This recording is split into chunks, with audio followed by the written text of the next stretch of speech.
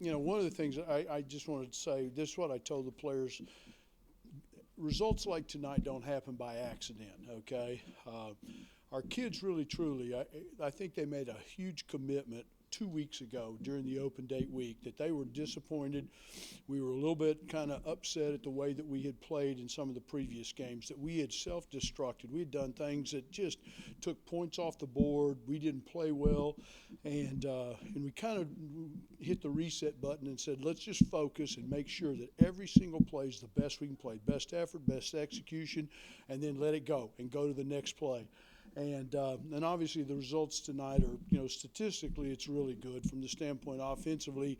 It's kind of what you'd like to be. You'd like to be as balanced as what we were. We had huge numbers running the football, maybe close to 250 yards rushing and about the same amount throwing the football. So for us to have success offensively, when we're dangerous in both aspects and we're not one-dimensional, we're pretty decent on offense.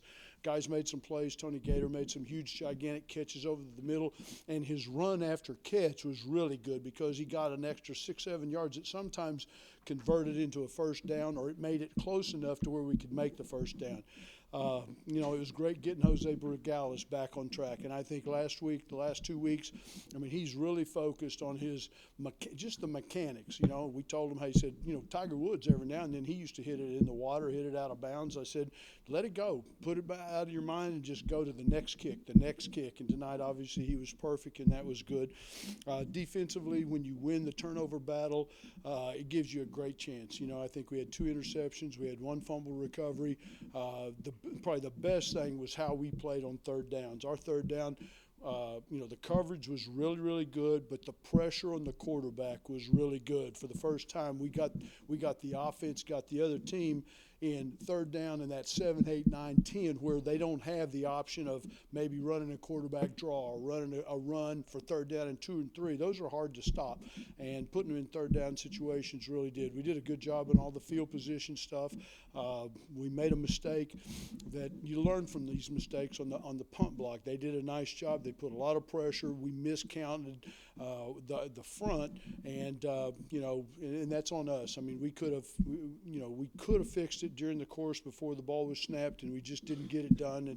And it's something that we'll learn for. And thank God it didn't cost us the game or anything like that. But I was very proud of the way that guys played. Playmakers showed up tonight, and that's the real thing. Sage Lewis getting an interception, making tackles, putting pressure on the quarterback with the defensive line. The corners, Stanley Thomas and Ike, those 2 guys, they were like frozen. They shut down the wide receivers where there basically wasn't much threat. A week ago, they had a lot of success with their 2 wide receivers getting a lot of deep balls. They made a lot of big plays, and those guys were challenged this week during practice, and they responded tonight. So proud of the way that they played.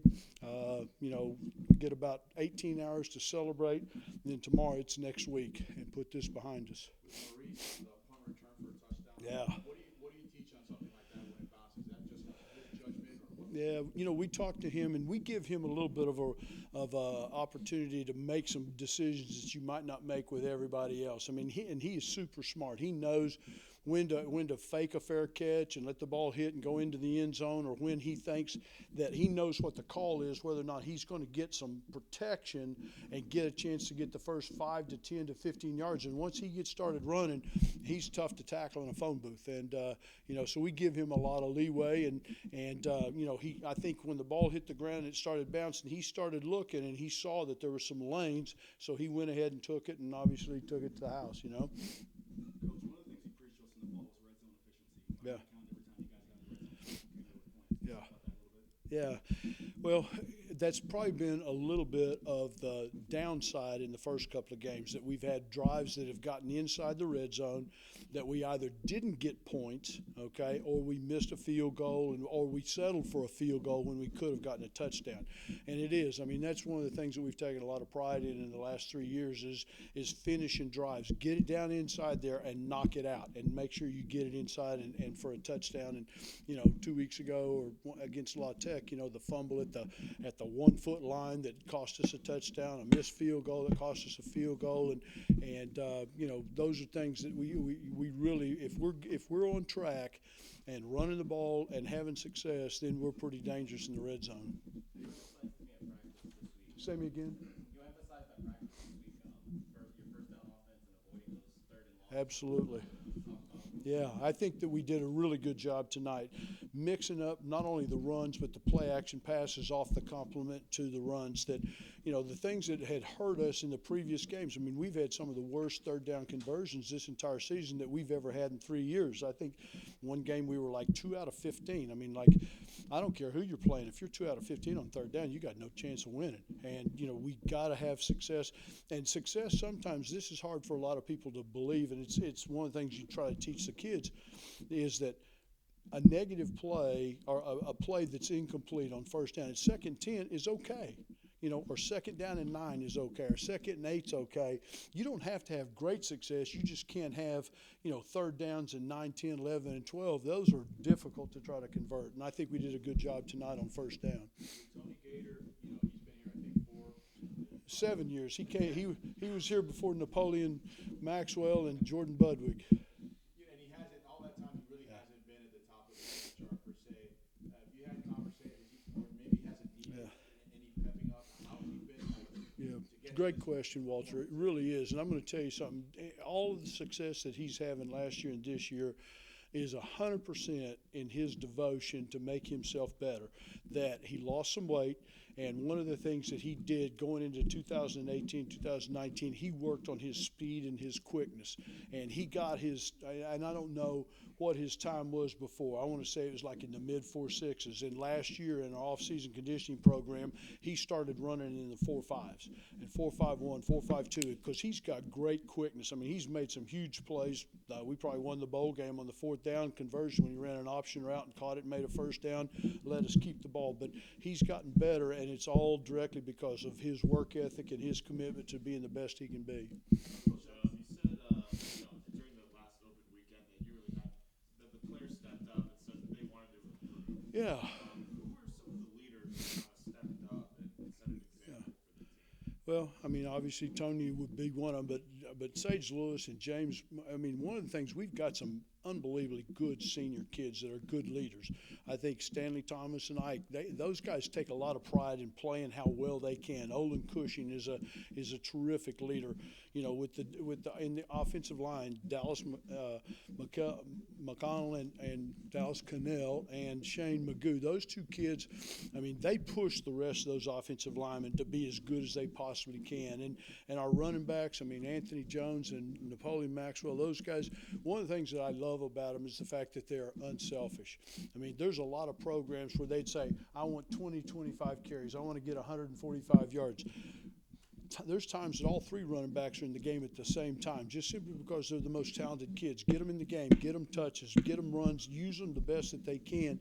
And I think that they want to win more than they worry about statistics, and that's one of the reasons why you win. Coach, how important obviously was it to just come off that break and to get this win? Yeah. Well, I mean, I think it is. I think you get that bitter taste out of your mouth, and I think the other part of it is that when you ask guys to step up and to put their heart and soul into the preparation, don't just show up on Saturday and do that. I mean, you don't get the victories don't come on Saturday. They come, you know, Monday, Tuesday, Wednesday, Thursday, leading up to it, and the work ethic. If you would have been able to see the energy level 2 weeks ago during the open date, I mean, there was guys that were balling in practice. They were physical, they were tough, they were giving great effort, and you knew when guys do that, there's going to be a good result at the end of when it comes time for the game. So, two-part question about the run defense. Yeah. Let's talk about the performance tonight in comparison to their season struggles. And Sure. the second part of that question, how do you spin that forward against Charlotte's running back who's had great success? Sure. Yeah. Well, I mean, it's all about discipline, truly. I mean, the biggest mistakes that we've made when we've had trouble with run defense has been guys trying to do more than their responsibility. We're a gap-control defense. Take care of your responsibilities. Once you take care of your responsibilities, then you can do above and beyond the call of duty. But, you know, don't jump inside thinking that's where I think the ball carrier's going and the runner's going and stuff, because then all of a sudden runners that's got any vision, they're going to pop and they're going to get in those open gaps. I thought that we did a great job tonight. Defensive line, when the defensive line dominates the offensive line, you got a great chance not only to stop the run, but put pressure on the quarterback. With Jose, you mentioned got him straightened out tonight. Was his issue more mental, or was it a technical? I think initially, I think it was slightly mental. I think it was just a little bit psychological. And then when you change your mind into like, okay, I got to plant my foot and I got to do this and do that, and you start working on it, then all of a sudden, then you start making mechanical mistakes. And it's really, truly, it's about going back to the fundamentals about trust the snapper, trust the holder, and then just, this kid's been kicking forever. I mean, he's made lots of field goals and extra points from the time he was in high school. Just go back to the basics. 1.2 seconds, do your plant foot, do your swing, and don't try to overcompensate it, and the results will be good. And tonight he was outstanding. Talk about the performance of the offensive line, specifically Demery, who had missed his game. Yeah. Hudson makes his first start. Yeah. And Taylor George. Yeah, it was a shame. Sometimes, and I hate saying this sometimes, but sometimes God kind of gives you what you need. And Demery had to miss the first half because he was ejected from the previous game at La Tech for late hit at the end of the game or whatever.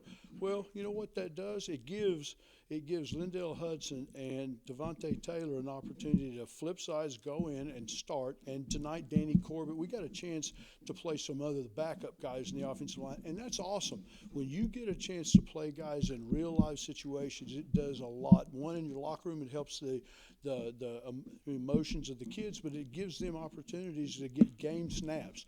And so that part was good, and Lindell did a very, very good job tonight. Quick follow-up on that. Last season, because he had a lot of veterans, he played 8 to 9 offensive linemen versus Yeah. this season, you guys still working out. It's just kind of getting time to get the rotation going. Yeah, I tell you what, but we've been trying to do this. If you've paid close attention, Mershawn Miller and Shaq Williams have been alternating every 2 possessions, and then every now and then they go over to the left side, to give Shane Magoo or Dallas, whoever's playing left guard, give them a little bit of a break. So we're getting close to where we think that we've got 8 guys that can go into the game and play against anybody. And the more they get a chance to do that, the better our offensive line will be.